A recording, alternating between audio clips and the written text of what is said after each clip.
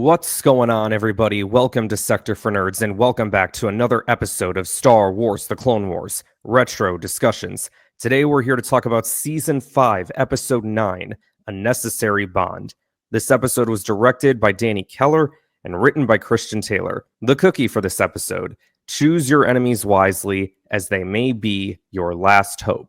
Make sure you guys like this video and subscribe to the channel. Lots of great content over here, you guys. Nothing that you want to miss out on. I've been having a lot of fun going through this Younglings arc right here, you guys. I've talked about it before, how this arc is, I feel like, one of the more low-key arcs in Season 5, because to me, I think Season 5 is just stacked with incredible arcs, and I feel like this one always tends to get lost in the conversation a little bit. But hence why we are here today. So, without any further ado, intro guy, let the people know what happened last week. Pursued by pirates. While on a rite of passage, 6 Jedi Younglings and Ahsoka Tano are ambushed. While protecting the young Jedi, Ahsoka was captured by the nefarious Hondo Ohnaka and taken to the planet Florum.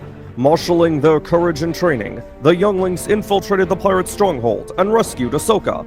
Now, we find our heroes in a race to their starship, with the pirates closing in. So this episode starts out with the Younglings being chased by the pirates. The Younglings getting out of their gear that they were using in the last episode to fool the pirates. Kenobi, meanwhile, who was the only Youngling that stayed with the ship because of her pilot training, ended up trying to fix Huang up a little bit. Still hasn't attached the arms, but at the very least, they have his head attached now. Petro contacts her. Gennady says that she's in the back fixing Huang, and Petro just goes, yeah, that's great, but we're all gonna need repairs if you don't get the engines running. So Gennady takes the ship to go and try to rescue the Younglings. Ahsoka, tries to sit there playing defense while a mask is autopiloting the tank. But that has to quickly change because it goes loose, so then Petro has to go and steer it himself. They start creating this line or whatever, and Gennady's trying to hold them all up. I don't know how they thought this was a good plan. I get that they had to keep the ship moving or else they would have been shot. Surely you try to grab one, pull one up, then get another up, so on and so forth. But then eventually the pirates end up shooting the back of the ship, taking out the engines, and the ship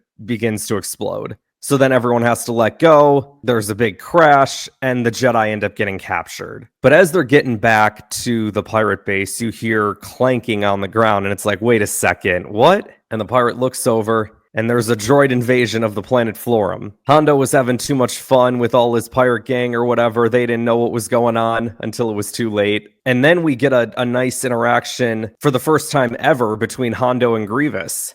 Hondo! General Grievous, I presume? What a surprise. Have a seat. What, may I ask, is the honor? You can dispense with the pleasantries, pirate. This planet is now under separatist control. And what do you suppose that means? It means you have a new master, pirate scum. And that new master happens to be none other than, of course, Count Dooku. Surely that's the whole reason why Dooku wanted Grievous to take this system, right? This was just his way of exacting revenge on Hondo. This is why all this happened. Because what Ahsoka points out when she's chatting with the pirates is the fact that Grievous is here with his fleet means that Obi-Wan had to have been overrun, which now means that this entire system is under separatist-controlled space. And Ahsoka proposes a joint operation here. And Ahsoka's like, you guys gotta have some other ships somewhere. I mean, you are pirates after all. To which the guy goes, Hondo's got a private fleet, but only he knows where the ships are. Henceforth, they gotta go rescue Hondo. But they make a deal with the pirates. They end up sneaking away. R2 provides the distraction. Shout out to R2. Man, I'm just thinking about it right now. We get R2-D2 in 2 arcs in a row. That's crazy. So Ahsoka and the Younglings go to rescue Hondo, and Hondo's like, all right, you guys need something from me, right? That's why you're here? They're like, yeah, we need a ship. And Hondo goes, yes, a ship. Where are we going to find one of those? My new friend, General Grievous, has destroyed all my ships. Petro goes, bro, we know you have one. We know you have a whole pirate fleet. And Hondo just replies, and apparently one of my old friends has been talking too much. The funny part is he looked at the wrong guy, too. He didn't look at the one guy that, spilled all the beans. He just looked at the guy that was silent the whole time and just what did I do? My new friend, General Grievous, has destroyed my ships. We know you have one, a whole pirate fleet. And one of my old friends apparently has been talking too much. Oh, Hondo. So he wants the younglings to all show off their lightsabers. Apparently, Zat and Gnodi got theirs done at a point in time that we didn't see, but poor Katuni still has not finished her lightsaber. And there's this really nice moment with her and Huang. He's explaining it to her, right? Giving her all this, useful knowledge and stuff. And then Hondo just replies with, "Yes, I was just going to say that. Now finish it now. Finish." Oh, Hondo. Huang also does say that he's been instructing younglings for over 1,000 generations, and these are among the best that he's ever seen. That's high praise. Because it's this whole thing, right? Like, we have to all put our differences aside, and we got to all fight our way out of this, or we're all gonna die. So Katuni just kind of right there is like putting her lightsaber together, and she turns it on, and it works. And Hondo just gives her like a nice nod, like, good job, kid. And so then Ahsoka kind of pulls Hondo to the side and is like, all right, why the big show? You know we have to work together if we're going to get through this. And Hondo goes, because Jedi, you know what we are about to attempt is very dangerous. And I may be a pirate, but I do not like taking children into battle. And Ahsoka points out what I was kind of thinking too of like, well, wait a second. You just attacked us like 2 episodes ago. It didn't seem to bother you then. And I may be a pirate, but I do not like taking children into battle. That didn't seem to bother you when you attacked us. Well, today is a new day.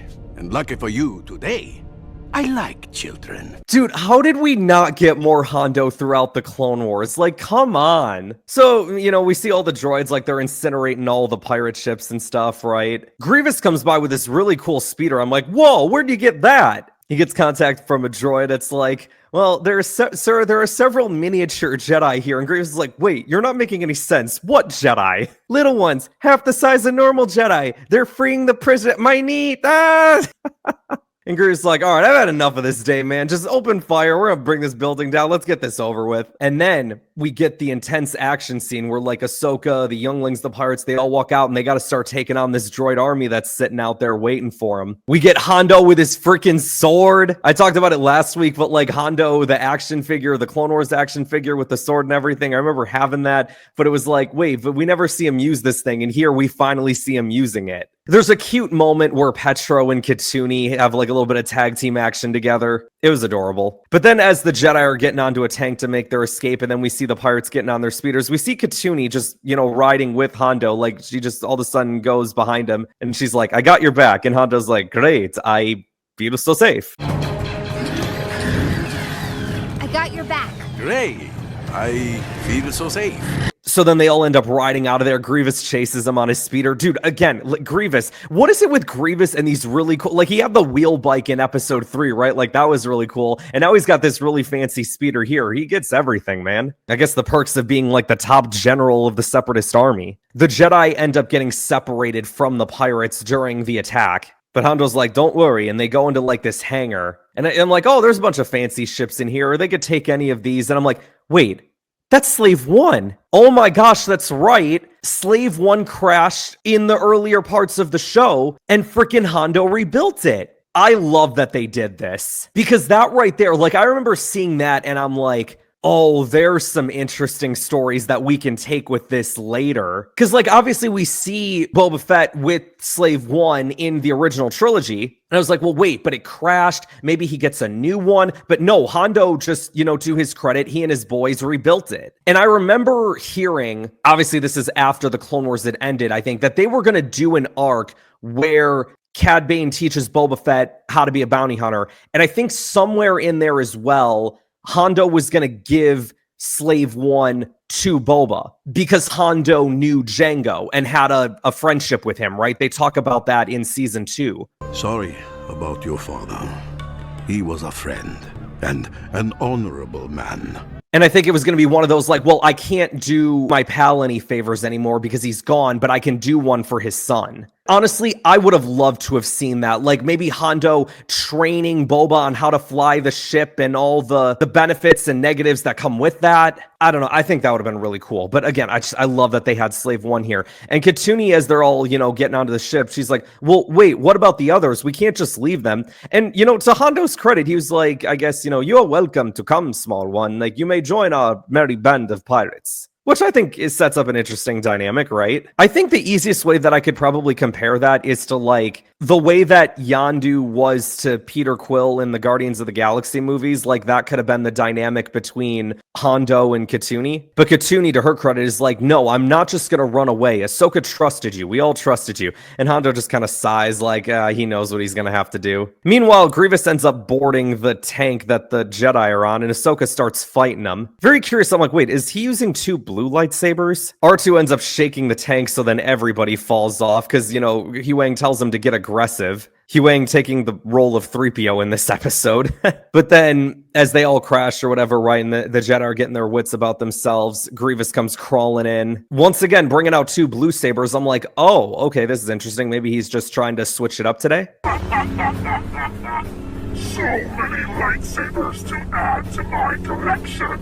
But then Slave One appears, and they see that Katuni's by the entrance yelling for him to all come on. And Ahsoka just tells them all to run. And I remember first time watching this, it's like, all right, Ahsoka, you don't have to take out Grievous here, because you ain't powerful enough to do that. But you can at least buy enough time for everybody to make their escape before you also then proceed to join them. And Ahsoka's been through a lot in this arc as it is already, having to fight the pirates, getting captured twice.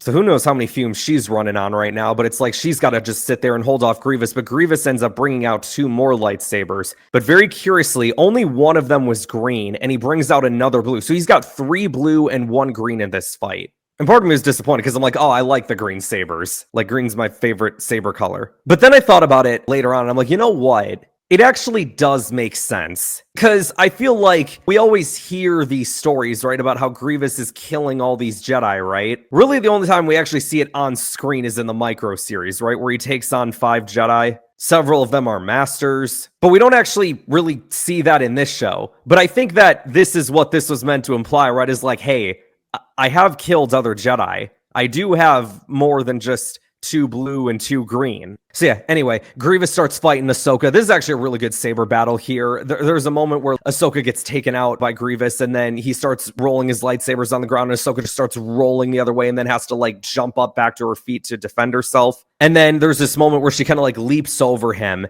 and she's looking at the ship like, okay, here's my escape plan, but also there's this Grievous guy here that I have a chance to try and take out.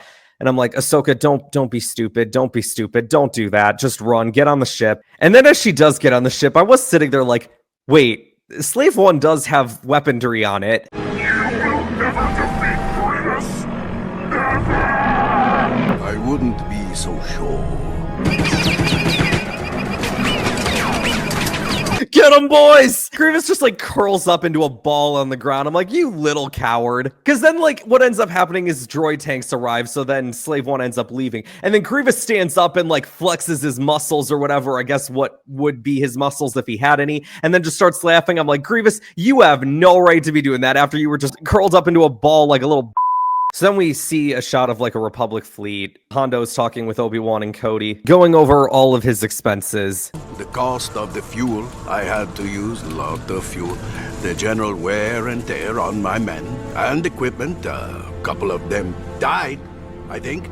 Believe me, Kenobi, staging a rescue is not an inexpensive proposition. So you were telling me you meant to stage a rescue, not attempt to hijack a Jedi starship? Hondo just goes, "You're welcome!